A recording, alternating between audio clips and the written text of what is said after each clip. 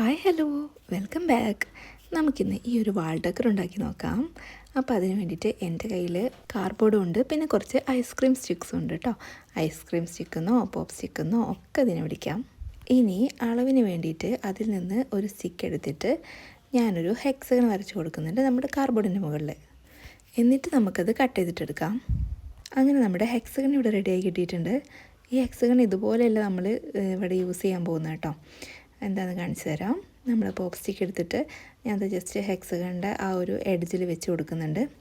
ഇനി നമുക്ക് ഈ പോപ്പ് സ്റ്റിക്സൊക്കെ ഈ ഒരു ഫെവിക്കോൾ വെച്ചിട്ട് സ്റ്റിക്ക് ചെയ്തിട്ടെടുക്കണം. ഇത് നമ്മൾ കാർഡ്ബോർഡിൻ്റെ മുകളിൽ സ്റ്റിക്ക് ചെയ്യേണ്ട കാര്യമില്ല. പോപ്പ് സ്റ്റിക്കുകൾ തമ്മിൽ ചേർത്തിട്ട് ആ ഒരു എൻഡ് മാത്രം ഒന്ന് സ്റ്റിക്ക് ചെയ്തിട്ടെടുത്താൽ മതി. അങ്ങനെ ചെയ്ത് കഴിയുമ്പോൾ നമുക്കിതാ ഇതുപോലൊരു ഹെക്സഗൺ ഷേപ്പിൽ പോപ്പ് സ്റ്റിക്സിനെ എടുക്കാൻ പറ്റും.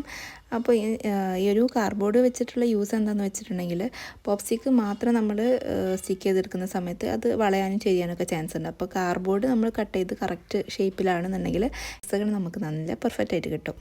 അപ്പോൾ ഫസ്റ്റ് ലെയറിൻ്റെ മുകളിൽ ഞാൻ ഒരു ലെയറും കൂടെ പോപ്പ് സ്റ്റിക്ക് വെച്ചിട്ട് 2 ലെയറായിട്ടാണ് ചെയ്തിട്ടുള്ളത്. അതുപോലെ തന്നെ 2 ഹെക്സഗണ് ഞാൻ ഉണ്ടാക്കിയെടുത്തിട്ടുണ്ട്. ഇനി നമുക്ക് ഞാനിപ്പോൾ ഈ കാണിക്കുന്ന പോലെ ഐസ്ക്രീം സ്റ്റിക്സ് 2 ഹെക്സഗണും തമ്മിൽ ചേർത്ത് വെച്ചിട്ട് കുറച്ച് സ്പേസ് വിട്ട് വേണമെങ്കിൽ നമുക്ക് ഒട്ടിച്ചെടുക്കാം. എന്നിട്ട് അതിൻ്റെ മുകളിൽ നമുക്ക് ഡെക്കർ, അതായത് ഫ്ലവേഴ്സോ പ്ലാന്റ്സോ അങ്ങനെയൊക്കെ വെച്ച് ഡെക്കർ ചെയ്യാവുന്നതാണ്. അല്ലെങ്കിൽ ഇതുപോലെ ഒട്ടും സ്പേസ് ഇല്ലാണ്ട് വേണമെങ്കിലും നമുക്ക് ഒട്ടിച്ചെടുക്കാം. പക്ഷേ ഇങ്ങനെയൊന്നും അല്ല കേട്ടോ ഞാൻ ചെയ്യാൻ പോകുന്നത്. ഇത് ഒരു ഓപ്ഷനാണെന്ന് ഞാൻ കാണിച്ചു തന്നേ ഉള്ളൂ. ഞാനിവിടെ പോപ്പ് സ്റ്റിക്കിന് പകരം കാർഡ്ബോർഡ് വെച്ചിട്ടാണ് ഈ 2 ഹെക്സഗണും തമ്മിൽ അറ്റാച്ച് ചെയ്യാൻ പോകുന്നത് കേട്ടോ. അപ്പോൾ അതിനായിട്ട് ഈ ഒരു പോപ്പ് സ്റ്റിക്കിൻ്റെ അതേ നീളത്തിലാണ് ഞാൻ ഈ കാർഡ്ബോർഡ് കട്ട് ചെയ്യാൻ വേണ്ടിയിട്ട് പോകുന്നത്. അതുപോലെ തന്നെ മറ്റേ സൈഡ് നമ്മൾ ഹെക്സഗണിൻ്റെ സൈഡിൻ്റെ അതേ ഒരു വീതിക്ക് വേണം കട്ട് ചെയ്യാനായിട്ട്. അപ്പോൾ നമ്മുടെ കാർഡ്ബോർഡ് ഇവിടെ കട്ട് ചെയ്തെടുത്തിട്ടുണ്ട്. നമ്മുടെ ചോയ്സ് അനുസരിച്ച് ഒരു സൈഡ് കാർഡ്ബോർഡും മറ്റേ സൈഡ് പോപ്പ് സ്റ്റിക്കുമായിട്ട് ഇങ്ങനെയും വേണമെങ്കിൽ കണക്ട് ചെയ്തെടുക്കാവുന്നതാണ്.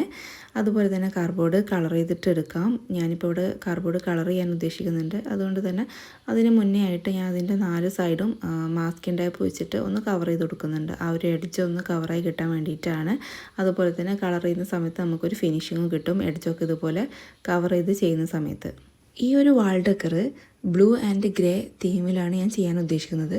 അതുകൊണ്ട് തന്നെ ഈ ഒരു കാർഡ്ബോർഡിന് ഞാൻ ഗ്രേ കളർ കൊടുക്കാൻ വേണ്ടിയിട്ട് ബ്ലാക്കും വൈറ്റും മിക്സ് ചെയ്യാണ് ചെയ്യുന്നത് കേട്ടോ. അങ്ങനെ മാസ്കിൻ ടേപ്പ് വെച്ചിട്ട് മൊത്തത്തിൽ കവർ ചെയ്തെടുത്ത് ഗ്രേ കളറും ചെയ്തിട്ടുണ്ട്. പക്ഷേ എൻ്റെ കയ്യിലുള്ള ഡെക്കർ വെച്ച് നോക്കുമ്പോഴത്തേക്ക് ആ ഒരു പോപ്പ് സ്റ്റിക്കിൻ്റെ നീളം ഇത്തിരി ഓവറായി തോന്നി. അതുകൊണ്ട് ഞാൻ ഈ ഒരു കാർഡ്ബോർഡിനെ ഹാഫ് ആക്കിയിട്ട് മാറ്റിയിട്ടുണ്ട്. എന്നിട്ട് ഇതുപോലെ താഴെയും മേലെയും വെച്ച് ഞാൻ സ്റ്റിക്ക് ചെയ്തെടുത്തിട്ടുണ്ട് കേട്ടോ. അപ്പോൾ ഇതാണ് നമ്മുടെ ആദ്യത്തെ സ്റ്റാൻഡിൻ്റെ ഫൈനൽ ലുക്കായി വരുന്നത്. ഇനി നമുക്ക് സെക്കൻഡ് ഫ്രെയിം എങ്ങനെ ചെയ്യാൻ നോക്കാം. അതും നേരത്തെ പോലെ തന്നെ നമ്മുടെ ഹെക്സഗണ് ഞാൻ കാർഡ്ബോർഡ് വെച്ചിട്ട് ഷേപ്പ് ചെയ്തെടുത്തിട്ടുണ്ട്. ഇനി ഇതുപോലൊരു ബാംബൂ സ്റ്റിക്ക് എടുത്തിട്ട് ഈ ഒരു ഹെക്സഗണിൻ്റെ സെൻട്രലായിട്ട് വെച്ച് ആ ഒരു അളവിന് കട്ട് ചെയ്ത് കൊടുക്കുന്നുണ്ട്. മറ്റൊരു പീസ് വെച്ചിട്ട് നമ്മുടെ ബാംബൂ സ്റ്റിക്കിൻ്റെയും പോപ്പ് സ്റ്റിക്കിൻ്റെയും സെൻട്രലായിട്ട് വരുന്ന രീതിയിൽ നമുക്ക് വെച്ച് കൊടുക്കാം. ഇപ്പോൾ എൻ്റെ കയ്യിൽ നമ്മൾ ബാംബൂ സ്റ്റിക്കൊക്കെ ഒട്ടിച്ച ഒരു ഹെക്സഗണുണ്ട്, അതുപോലെ തന്നെ പ്ലെയിൻ ആയിട്ടിരിക്കുന്ന വേറൊരു ഹെക്സഗണുണ്ട്. ഇനി ഈ 2 ഹെക്സഗൺ തമ്മിൽ നമുക്കൊന്ന് കണക്ട് ചെയ്ത് കൊടുക്കണം. അതിന് ഞാൻ യൂസ് ചെയ്യുന്നത് പോപ്പ് സ്റ്റിക്ക് തന്നെയാണ്.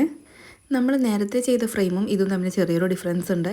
നേരത്തെ ചെയ്തത് നമ്മൾ 2 ഹെക്സഗണും ഒരേ ലെവലിൽ വരുന്ന രീതിയിലായിരുന്നു. ഇതിൽ ചെറിയ മാറ്റത്തിലാണ് ചെയ്യാൻ പോകുന്നത്. അതുകൊണ്ട് തന്നെ നമ്മുടെ പോപ്പ് സ്റ്റിക്കിൻ്റെ ഹാഫ് പോർഷൻ കട്ട് ചെയ്തിട്ട് ഒരു ഹെക്സഗണിൻ്റെ താഴെയായിട്ട് നമ്മളിത് ഇതുപോലെ വെച്ച് കൊടുത്തിട്ടുണ്ട്. ഈ നമ്മൾ ബാംബൂ സ്റ്റിക്ക് ഒട്ടിച്ച് കൊടുത്ത ഒരു ഹെക്സഗൺ ഉണ്ടല്ലോ, അതിൻ്റെ ഹാഫ് പോർഷനിൽ ആണ് നമ്മളിത് കണക്ട് ചെയ്യാൻ പോകുന്നത് കേട്ടോ. പറഞ്ഞ് ആകെ കൺഫ്യൂഷൻ ആക്കിയോ? ഈ ഒരു സ്ട്രക്ചറാണ് കേട്ടോ ഞാൻ ഉദ്ദേശിച്ചത്. അപ്പോൾ 2 സ്റ്റാൻഡ് നമുക്കിവിടെ റെഡിയായി കിട്ടിയിട്ടുണ്ട്. ഇനി നമുക്ക് കുറച്ച് പിക്ചറും കോഡ്സും ഒക്കെ വെച്ചിട്ട് ഫ്രെയിം ചെയ്യാം. അപ്പോൾ അതിന് വേണ്ടിയിട്ട് നേരത്തെ കട്ട് ചെയ്ത പോലെ തന്നെ കാർഡ്ബോർഡ് വെച്ചിട്ട് ഞാനിവിടെ ഹെക്സഗൺസ് കട്ട് ചെയ്തെടുത്തിട്ടുണ്ട്. ഒരു 3-4 പീസ് കാർഡ്ബോർഡ് ഞാൻ ഇതുപോലെ ഹെക്സഗണായിട്ട് കട്ട് ചെയ്തിട്ടുണ്ട്. ഇനി നേരത്തെ നമ്മൾ കാർഡ്ബോർഡിൻ്റെ എഡ്ജൊക്കെ മാസ്കിൻ ടേപ്പ് വെച്ച് കവർ ചെയ്ത പോലെ തന്നെ ഇതിൻ്റെ എഡ്ജ് നമ്മൾ ഫിനിഷിങ്ങിന് വേണ്ടിയിട്ട് ഈ ഒരു മാസ്കിൻ ടേപ്പ് വെച്ചിട്ട് കവർ ചെയ്ത് കൊടുക്കുന്നുണ്ട്. അങ്ങനെ എല്ലാ എഡ്ജും ഞാൻ മാസ്കിൻ ടേപ്പ് ഒട്ടിച്ചിട്ട് 3 കാർഡ്ബോർഡ് ഒരുപോലെ തന്നെ കവർ ചെയ്തിട്ട് എടുക്കുന്നുണ്ട് കേട്ടോ. ഫുള്ളായിട്ട് കവർ ചെയ്യുന്നു വേണ്ട, ഈ ഒരു എഡ്ജ് മാത്രം ഒന്ന് സ്റ്റിഫായി കിട്ടാൻ വേണ്ടിയിട്ട് നമ്മൾ കവർ ചെയ്ത് കൊടുക്കുന്നതേ ഉള്ളൂ.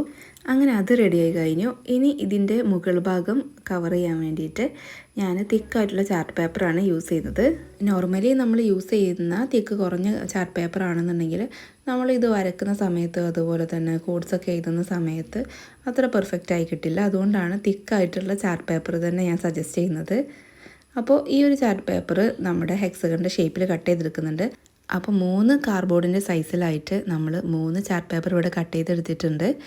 കാർഡ്ബോർഡ് വെച്ച് ആ ഒരു അളവിൽ തന്നെയാണ് കട്ട് ചെയ്തെടുത്തിട്ടുള്ളത്. ഇനി അത് കാർഡ്ബോർഡിന് മുകളിലേക്ക് സ്റ്റിക്ക് ചെയ്യുന്നതിന് മുന്നേ ആയിട്ട് അതിലേക്ക് ആവശ്യമായിട്ടുള്ള ചിത്രങ്ങൾ നമുക്ക് വരച്ചു കൊടുക്കാം. അപ്പോൾ ഞാൻ ഫസ്റ്റ് വൺ ഇങ്ങനെയാണ് പ്രിപ്പയർ ചെയ്തിട്ടുള്ളത്. നേരത്തെ പറഞ്ഞ പോലെ തന്നെ ബ്ലൂ ആൻഡ് ആഷ് തീമിലാണ് ഞാൻ കോഡ്സ് ആയാലും അതുപോലെ തന്നെ പിക്ചേഴ്സും ഡ്രോയിങ്സൊക്കെ ചെയ്തെടുക്കുന്നത്. ഈ ഒരു ഡ്രോയിങ് ഞാൻ 2 ലെയർ പോലെയാണ് ചെയ്യുന്നത്. അപ്പോൾ ഫസ്റ്റ് ലെയറിൽ ഞാൻ പിക്ചർ വരച്ചിട്ടുണ്ട്. രണ്ടാമത്തെ ലെയറിലേക്ക് അതൊരു ഡബിൾ ടാപ്പ് വെച്ചിട്ട് ഞാൻ സ്റ്റിക്ക് ചെയ്ത് കൊടുത്തിട്ടുണ്ട് കേട്ടോ. അങ്ങനെ നമ്മുടെ എല്ലാ പിക്ചേഴ്സും ഇവിടെ റെഡിയാണ്. എല്ലാത്തിൻ്റെ ബാക്കിലും ഞാൻ ഡബിൾ ടാപ്പ് ഒട്ടിച്ചിട്ട് സെറ്റാക്കി വെച്ചിട്ടുണ്ട്. ഈ ഒരു പിക്ചറിൽ ഞാൻ ഡബിൾ ടാപ്പ് 2 ലെയറായി ഒട്ടിച്ച് കൊടുത്തിട്ടുണ്ട്. അത് മറ്റൊന്നിന് വേണ്ടിയിട്ടല്ല, ഇച്ചിരിയും കൂടെ ഒന്ന് പ്രൊജക്റ്റ് ചെയ്ത് നിൽക്കാൻ വേണ്ടിയിട്ടാണ്. അതുപോലെ തന്നെ 2 പ്ലെയിൻ ആയിട്ടുള്ള ഫ്രെയിംസും ഞാൻ ഉണ്ടാക്കിയെടുത്തിട്ടുണ്ട്. ഒന്നിൽ ഞാൻ ബ്ലൂ കളർ പെയിൻറ്റ് ചെയ്തെടുത്തു, രണ്ടാമത്തേതിൽ ബ്ലൂ പ്ലെയിൻ ചാർട്ടാണ് ഒട്ടിച്ചെടുത്തത്. ഇനി നമുക്ക് ഇതൊന്ന് വാളിലേക്ക് സെറ്റ് ചെയ്തെടുക്കാം. നമ്മുടെ ഐഡിയക്ക് അനുസരിച്ച് ഫ്രെയിംസിൻ്റെ എണ്ണം കൂട്ടിയും കുറച്ചും ഇഷ്ടമുള്ള രൂപത്തിൽ അറേഞ്ച് ചെയ്തിട്ടും നമ്മുടെ വാളിലേക്ക് നമ്മുടെ താല്പര്യത്തിനനുസരിച്ച് ഇതൊന്ന് സെറ്റാക്കി എടുക്കാം. അപ്പോൾ നേരത്തെ ഞാൻ ചെയ്തിട്ടുള്ള മണി പ്ലാന്റും അതുപോലെ തന്നെ മോൺസെറ പ്ലാന്റൊക്കെ വെച്ചിട്ടാണ് ഞാൻ ഈ ഒരു പോപ്പ് സ്റ്റിക്ക് സ്റ്റാൻഡ് ഡെക്കറേറ്റ് ചെയ്തിട്ടുള്ളത് കേട്ടോ. ആ വീഡിയോസിൻ്റെ ഒക്കെ ലിങ്ക് ഞാൻ ഡിസ്ക്രിപ്ഷനിൽ കൊടുക്കുന്നുണ്ട്. അപ്പോൾ ഈ വീഡിയോ ഇഷ്ടപ്പെട്ടാൽ ലൈക്ക് ചെയ്യാനും സബ്സ്ക്രൈബ് ചെയ്യാനും കമൻറ്റ് ചെയ്യാനും ഒന്നും മറക്കല്ലേ. Thank you for watching.